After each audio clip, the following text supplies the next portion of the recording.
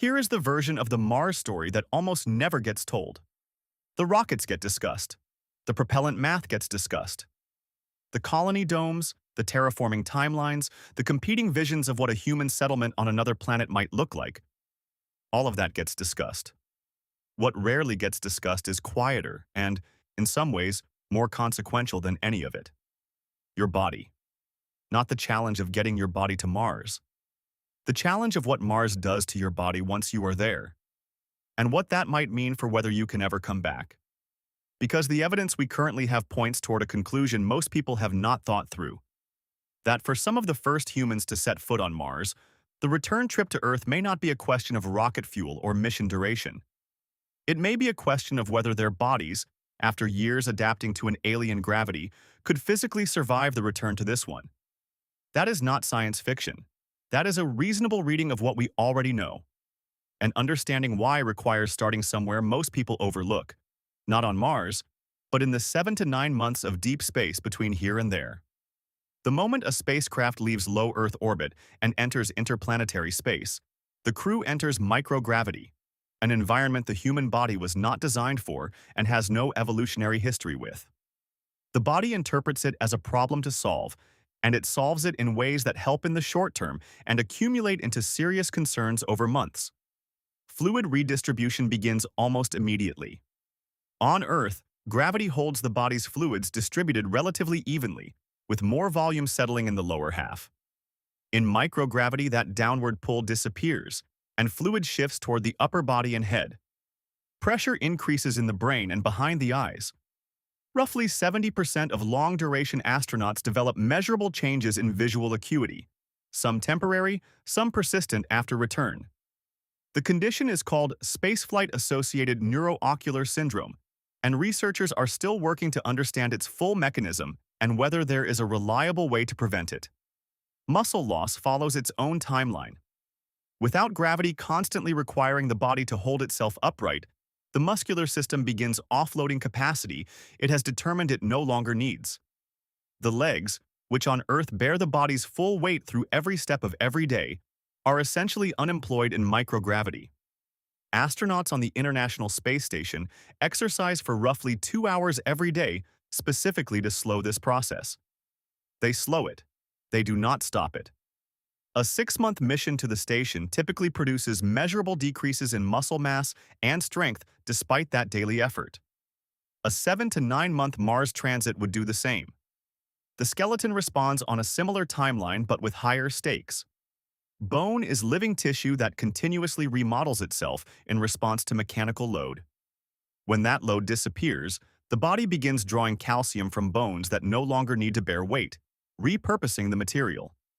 The rate of bone density loss in microgravity is roughly 1 to 2% per month in the most affected regions, the hips, spine, and lower limbs.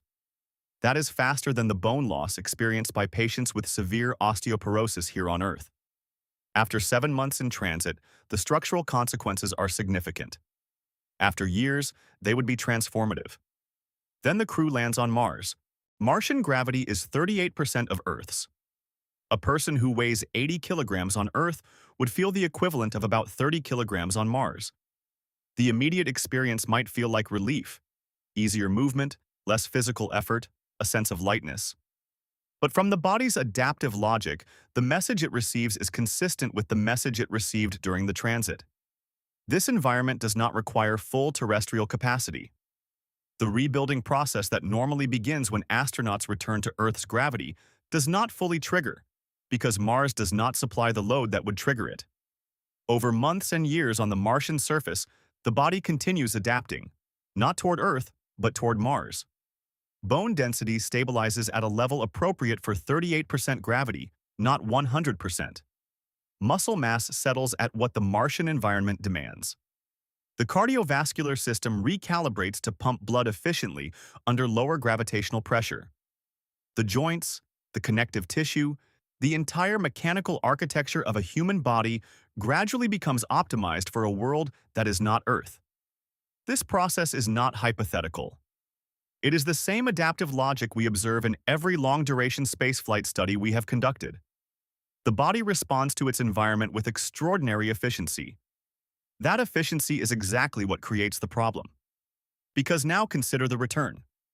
After years on Mars, the crew boards a spacecraft for another 7 to 9 months in microgravity, further deconditioning on top of a body already adapted away from Earth's demands. Then they arrive home, and Earth's gravity, which their bodies once took as the baseline condition of existence, becomes a load they have not experienced at full strength in years. What the evidence suggests would follow is not a matter of discomfort. It is a matter of systems being asked to perform well outside the range they have been calibrated for. The cardiovascular system, restructured for lower gravity, must suddenly generate enough pressure to circulate blood against a gravitational pull roughly 2.5 times stronger than what it adapted to. Bones optimized for Martian loads must now bear the full weight of an Earth gravity body. Bones that are meaningfully less dense than they were at departure. The musculature, already reduced, must work at full terrestrial intensity from the moment of landing. We know from returning International Space Station astronauts, who have spent 6 months in microgravity rather than years in reduced gravity, that rehabilitation takes months. Some astronauts require assistance walking off the return vehicle. Some need 6 months to a year before their cardiovascular function, bone density, and muscle strength return to pre-flight baselines. Some residual effects appear to be permanent. A Mars crew would be returning from a physiological displacement roughly 5 to 10 times more severe than a station mission. Whether full recovery is even possible at that level of adaptation is a question medicine cannot currently answer, because no one has done it. The honest answer is, we do not know. Some researchers have begun thinking through what this implies for mission architecture, and the conclusions are uncomfortable. The possibility that Mars colonists may become, over time, physiologically incompatible with Earth's gravity is not a fringe concern. It is taken seriously enough that proposals for rotating habitat modules, structures that spin to generate artificial gravity similar to Earth's, have been part of long-duration mission concepts for decades. The technology exists in principle. No rotating habitat of meaningful scale has been built or tested in space. It would add mass, complexity, and cost to a mission already operating at the edge of what is logistically achievable. Pharmaceutical interventions to preserve bone density, pressure suits designed to apply compressive load to the lower body during transit, advanced resistance training protocols. All of these are being studied and in some cases used on the station today. None of them eliminate the problem. They reduce it. How much reduction is enough for a crew spending years away is unknown. And underneath the biology sits a harder question that the science eventually forces into the open. If we send humans to Mars, knowing that the duration of the mission may produce irreversible physiological changes, knowing that return to Earth may require years of rehabilitation that may not fully succeed, what exactly are we asking of the people who go? This is not a dramatic framing. It is the medical ethics question that every serious Mars mission planner has to engage with. A mission with a theoretical return capability is not the same as a mission with a practically achievable one. The difference matters, and it matters in ways that require honest communication with the people who volunteer to go. The first humans to live on Mars may not simply be astronauts on an extended assignment. They may be the first people in human history to make a permanent physiological commitment to a world other than the one they were born on. Not because the mission planners intended it that way, but because the body, given enough time under an alien sky, makes its own decisions about where it belongs. Carl Sagan wrote that the cosmos is within us, that the atoms of our bodies were forged in stars. That is a beautiful way to think about our relationship to the universe. But here is the version of that thought that is harder and more immediate.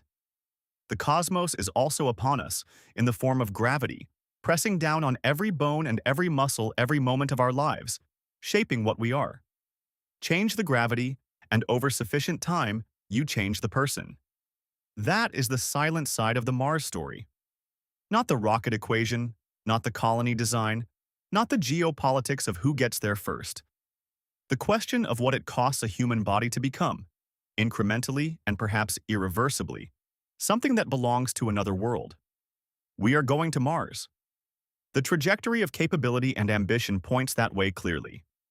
The question worth sitting with, before the first crew boards, before the countdown begins, is not just whether we can get there, It is whether we have thought carefully enough about what we are asking those first people to give up in order to go.